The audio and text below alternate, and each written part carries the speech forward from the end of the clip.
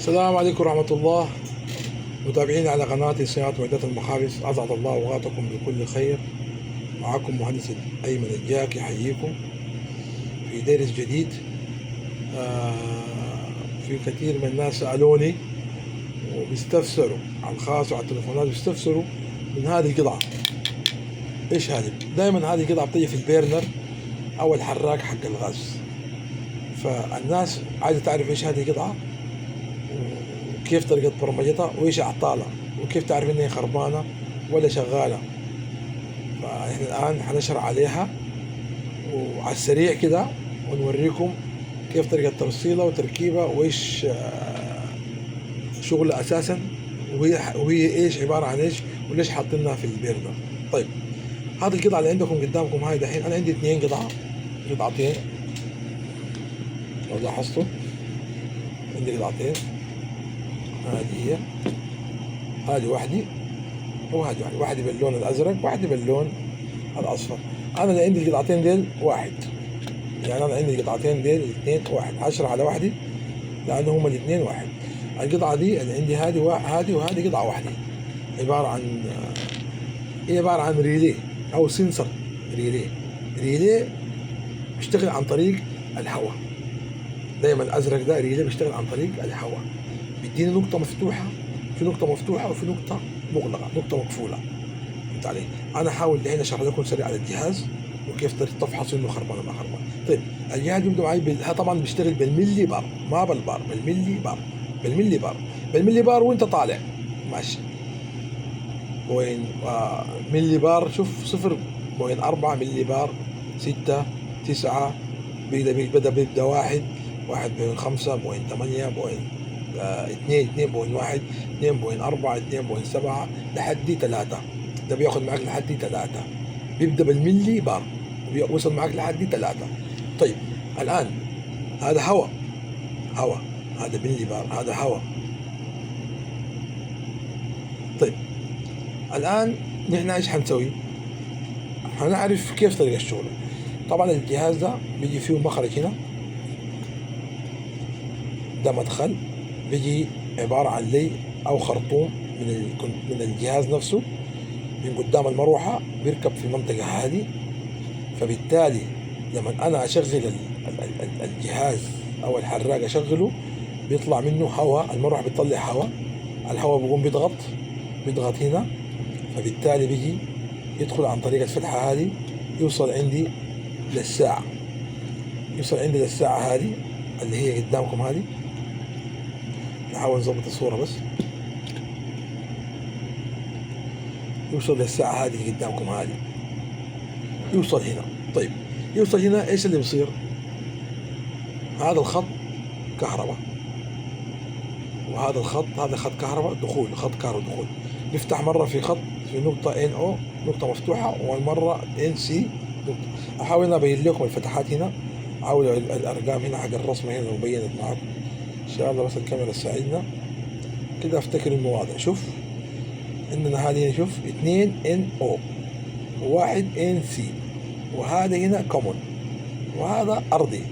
طيب شوف هنا الاثنين، دي الاثنين هنا المنطقة دي هنا الاثنين اللي هي NO مكتوب 2، وهذا هنا 1. شوف الواحد مكتوب هنا 1 اللي هو NC.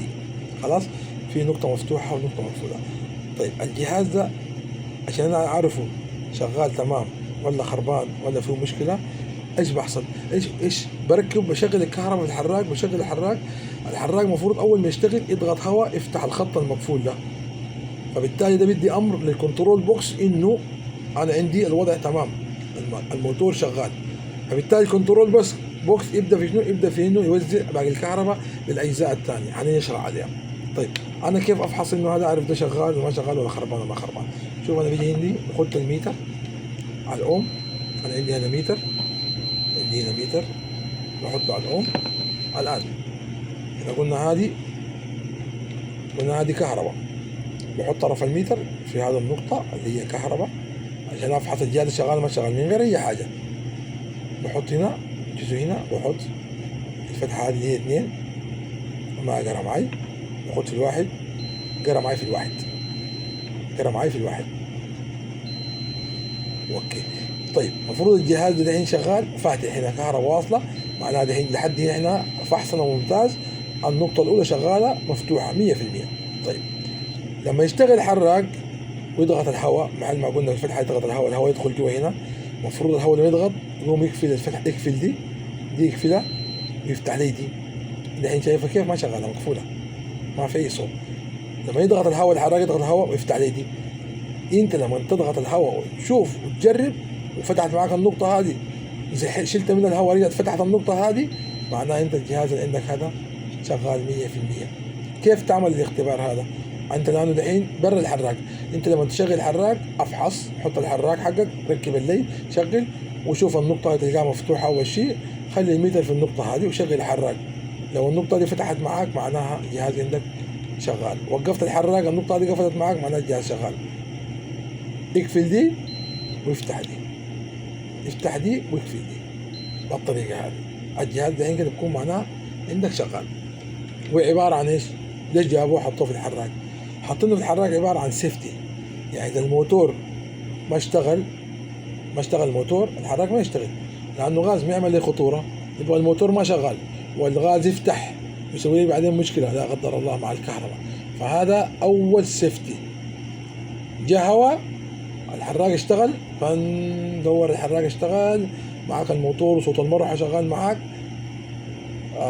ده فتح الكهرباء للكنترول بوكس، اللي هو هذا الكنترول بوكس، هذا الكنترول بوكس اللي هو المخ، هذا الجهاز اللي بيتحكم في شنو؟ بيتحكم في التشغيل كله. هذا الكنترول بوكس فتح الكنترول بوكس، الكنترول بيبدا يوزع باقي الاجزاء للكهرباء. الان عرفنا هذا الجهاز كيف وبرمجته. طبعا هذا بلف عباره عن ساعه حسب القوه المروحه اللي عندنا، مروحه كبيره بحطه على الكبير ماشي وانا ماشي، مروحه صغيره زي اللي عندي هذه هي مروحه صغيره بحطه على شنو؟ على اقل حاجه اللي هي 4. خلاص. جهاز عباره عن سيفتي، عباره عن ريلي، بس الريلي بيشتغل بالهواء. الان اذا انا ضغطت هواء هنا في الفتحه هذه حق الهواء، ضغطت فيها هواء مثلا بفمي ولا باي حاجه، هيقفل الدائره من هنا، يفتح عليه الدائره في الجزء الثاني اللي هنا. ان شاء الله يكون واضح عندكم، عرفتوا كيف تفحصوه وكيف تقدروا تعرفوه شغال ما شغال وكيف تبرمجوه. هذا قلنا بالملي بار. طيب هذا انتهينا منه. نيجي الثاني احنا قلنا طبعا نفس الفكره، لكن لو لاحظتوا هنا شوف، هذا جاي بادي من كم؟ بادي من 4 5 6. بعد 4 5 6 طوالي جاي بادي على شنو؟ جاي بادي 1 2 3 4 5 جاي لحد كم؟ لحد 4. هذا واصل لحد 4. طيب انا ما شايف صراحه لما اشوف واصل لحد كم. واصل لحد 3. ايوه واصل لحد 3. تمام. طيب انا اعتبر هذا الريلي قدامي ده اعتبره هذا حق الغاز، هو ده حق هواء، بس اشرح لكم عليه كانه حق غاز، لانه حق غاز ما عندي، لكن نفس الشرح نفس الطريقه. طيب نفس البرمجه اللي عندكم بادي من 4. عندي الغاز اللي جاي من برا داخل على الحراق، بيجي الغاز بيكون في ساعه بيكون مكتوب فيها قوه الغاز كم، دائما بيكون ما بين الملي بار والملي ونص ملي بار. بعدين بيجي بعدها اللي هو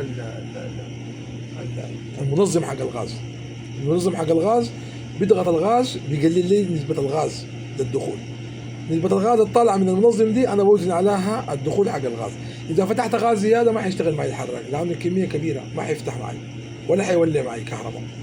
لازم يكون نسبة الغاز متناسبة مع نسبة الهواء الطالع من الحراق. فهمت علي؟ أنا دحين خاتين على 4، أنا أعتبر إنه الغاز عندي جاي 1 ملي بار أو 2 ملي بار، بحطه على 5. دايما بنحط على 5، حطه على 5 ملي بار. حطيت الغاز على 5 ملي بار. اوكي. برضو نفس الشيء الشرح شرحناه قبل هنا، ان يكون عندي نقطة هذه كهرباء، نقطة مفتوحة ونقطة مقفولة. هنجرب دحين نشوف، نفحص نشوفه شغال ولا ما شغال. نعمل توتش اول شيء، الميتر شغال، هنحط على النقطة هذه الكهرباء. شوف قدامكم هنا، نحط هنا، نحط في النقطة هذه، ما اداني شيء، نحط في النقطة الثانية، اداني شيء. يعني ايوه النقطة دي مفتوحة شغالة.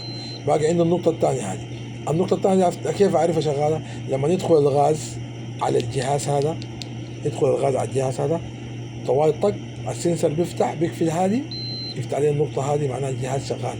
انت هتفحص برضه بالكهرباء، هتفحص برضه بالغاز، تدخل غاز وتفحص. ما عايز تدخل غاز، خايف من الغاز، ممكن تجيب لي هنا عندك، تجيب لي وتحط اللي، ونحط لي هنا، بس معلش التليفون. تحط اللي هنا وتنفخ عليه، تنفخ عليه بفمك، وتحط الميتر من هنا لهنا. شوفوا لو قفل، لو فتح معاك الخط ده وقفل ده، معناه عندك الجهاز ده شغال. عبارة عن ايش؟ عبارة عن سيفتي برضه، نفس الشيء. اذا الجهاز ده ما ادى الكنترول بوكس اللي هو هذا انه الغاز واصل والغاز مظبوط، الكنترول بوكس ما حيولع النار ولا حيشغل الشرارة ولا حيديك اوكي. هذه عبارة عن ايش؟ عبارة عن سيفتات، سيفتي للحراق، بيفتح نقطة بتكون مفتوحة ونقطة بتكون مقفولة. أتمنى إنه يكون الشرح واضح. وهذا الكنترول بوكس ده المخ حق الجهاز، كلكم بتعرفوا. هذا كنترول بوكس غاز، هذا تبع الغاز. وهذا السنسر حقه، الرقم، السير نمبر حقه، الرقم حقه. حاجيكم كمان في درس تاني كيف نعرف الكنترول بوكس حق الغاز شغال ولا ما شغال.